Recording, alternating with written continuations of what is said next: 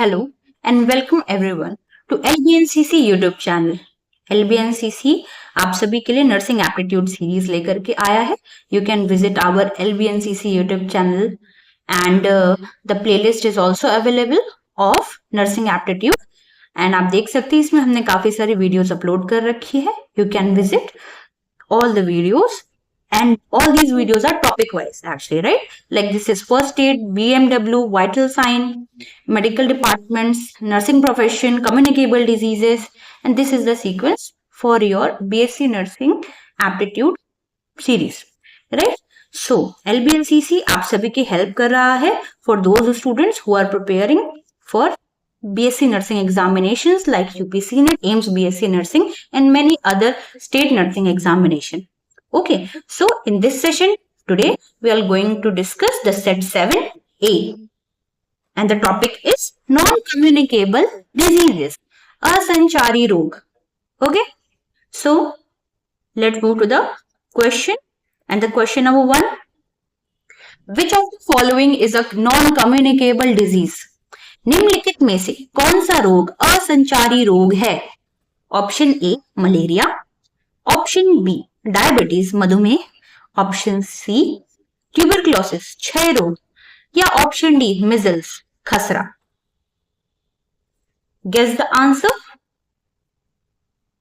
So the answer will be option B, diabetes मधुमेह is a non-communicable disease जो कि फैलता नहीं है. Okay. Option B is correct. Diabetes, madhumeh. Diabetes is caused by insufficient insulin production or inability of the body to use insulin effectively. It does not spread from one person to another, which makes it non-communicable. Okay? मधुमेह शरीर में insulin की कमी या उसके सही उपयोग ना होने के कारण होता है. यह व्यक्ति से व्यक्ति में नहीं फैलता, इसीलिए इसे असंचारी रोग कहा जाता है. Okay, you can see the diagram also. In this insulin insufficiency की वजह से डायबिटीज होता है, so हमें एक्सटर्नल इंसुलिन लेना पड़ता है जो कि हमने यहाँ पे रिप्रेजेंट किया. ओके, और बहुत टाइप के डायबिटीज होते हैं, हम आगे के क्वेश्चंस में ये चीज डिस्कस करेंगे. So let's move on to the question number 2. Which organ is mainly affected by hypertension? Hypertension, उच्च रक्तचाप में मुख्य रूप से कौन सा अंग प्रभावित होता है? ऑप्शन ए लिवर, यकृत, ऑप्शन बी किडनी गुर्दा, ऑप्शन सी हार्ट हृदय या ऑप्शन डी लंग्स फेफड़े. Guess the answer. हाइपरटेंशन की वजह से, जिसे हम सिंपल नॉर्मल लेमैन लैंग्वेज में बीपी कहते हैं, ब्लड प्रेशर हाई जब हो जाता है. Okay, hypertension. The answer will be option C heart. Option C heart हृदय. जब बीपी हमारा बढ़ जाता है, आप यहाँ पर जो डायग्राम देख रहे हैं, दो systolic pressure is 203 and diastolic pressure is 114, जबकि सिस्टोलिक प्रेशर 120 होना चाहिए तो और डायस्टोलिक प्रेशर 80 mmHg होता है, तब वो नॉर्मल ब्लड प्रेशर कहलाता है. And this condition is of hypertension, right? In hypertension, increased pressure in blood vessels forces the heart to work harder to pump blood. This extra strain can cause damage to heart muscle and lead to heart failure, heart attack or stroke. उच्च रक्तचाप में रक्त वाहिकाओं में दबाव बढ़ जाता है, जिससे हृदय को अधिक मेहनत करनी पड़ती है. यह दबाव हृदय को कमजोर कर देता है और हार्ट अटैक या स्ट्रोक का कारण बन सकता है. Okay, so let's move to the question number 3. The leading cause of cancer in women worldwide is. विश्व स्तर पर महिलाओं में कैंसर का प्रमुख कारण है.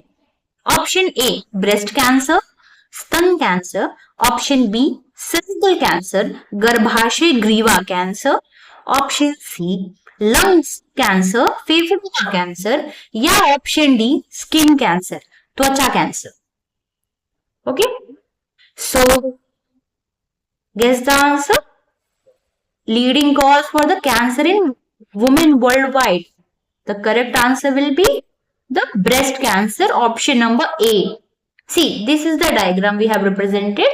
This is the breast cancer.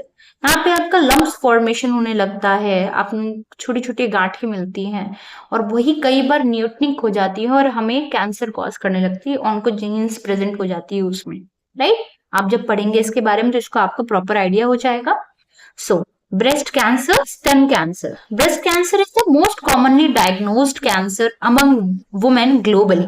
It can be treated effectively if detected early through screening and mammography. इसको ट्रीट किया जा सकता है अगर टाइम से इसकी स्क्रीनिंग हो जाए। स्तन कैंसर महिलाओं में सबसे अधिक पाया जाने वाला कैंसर है। प्रारंभिक जांच और मैमोग्राफी के माध्यम से इसका इलाज संभव है। Okay, so let's move to the question number 4. Which following is the risk factor for stroke? निम्न में से कौन सा स्ट्रोक का जोखिम कारक है?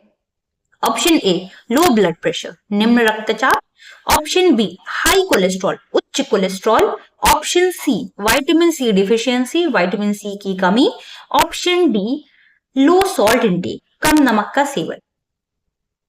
किसकी वजह से, सिंपल शब्दों में किसकी वजह से स्ट्रोक का जोखिम हो सकता है? So the correct answer will be option B high cholesterol. Okay, high cholesterol. See this is the cholesterol which is deposited in our arteries और वेन्स, जिससे ब्लड फ्लो होता है, right. High cholesterol causes fatty deposits in arteries leading to blockage or the poor blood flow to the brain. This blockage increases the risk of stroke. Okay. उच्च cholesterol के कारण धमनियों में चर्बी जमा होती है, जिससे रक्त प्रवाह बाधित होता है और स्ट्रोक का खतरा बढ़ जाता है।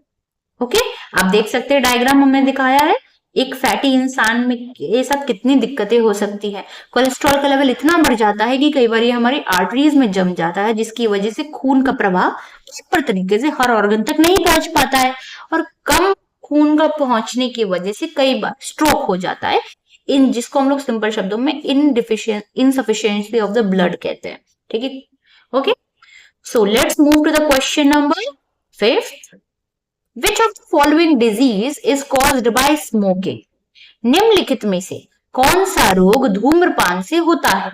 ऑप्शन ए लंग कैंसर, फेफड़ों का cancer. Option B typhoid. Option C malaria या ऑप्शन डी हैजा। Guess the answer.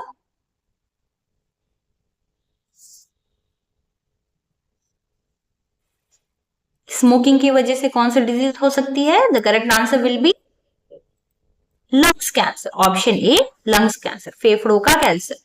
Smoking contains harmful chemicals like tar and nicotine, which damage lung tissues and lead to cancer, chronic bronchitis and emphysema.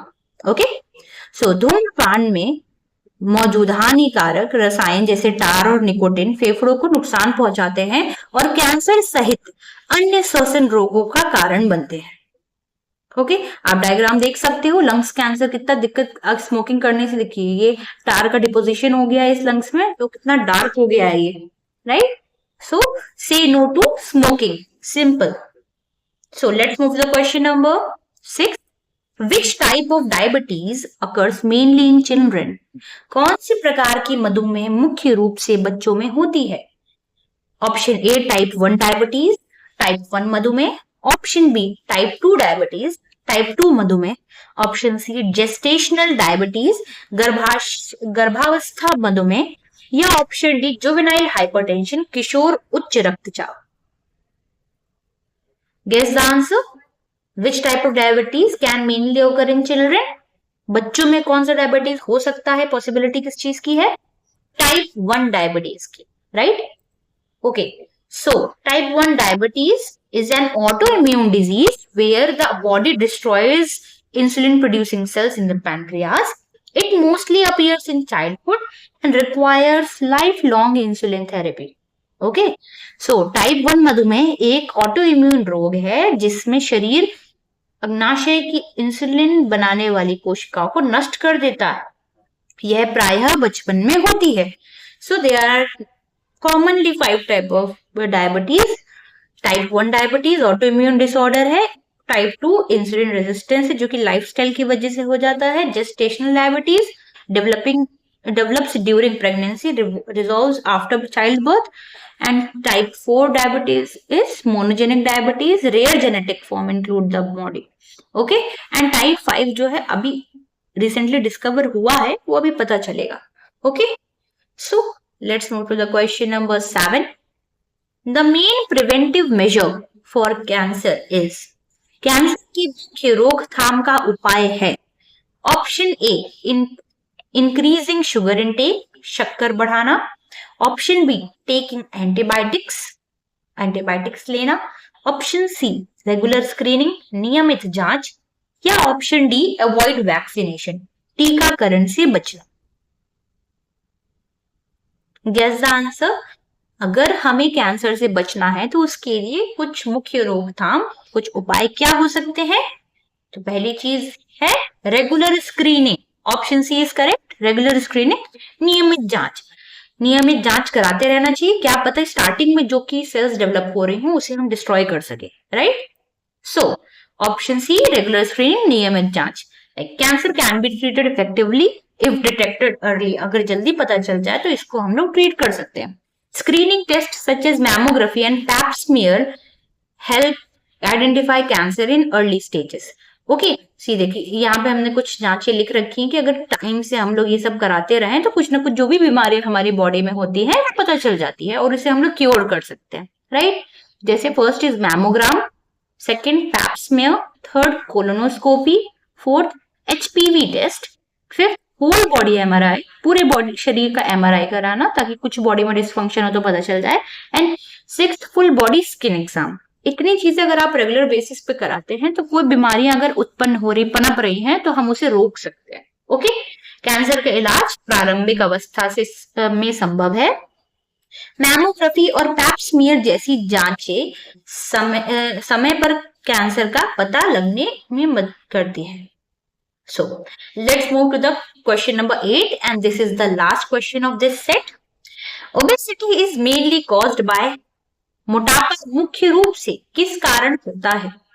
Option A, virus, विषाणु. Option B, infection, संक्रमण. Option C, bacteria, जीवाणु. या option D, excess calorie intake, अत्यधिक calorie का सेवन करने से. Obesity, मोटापा. Guess the answer.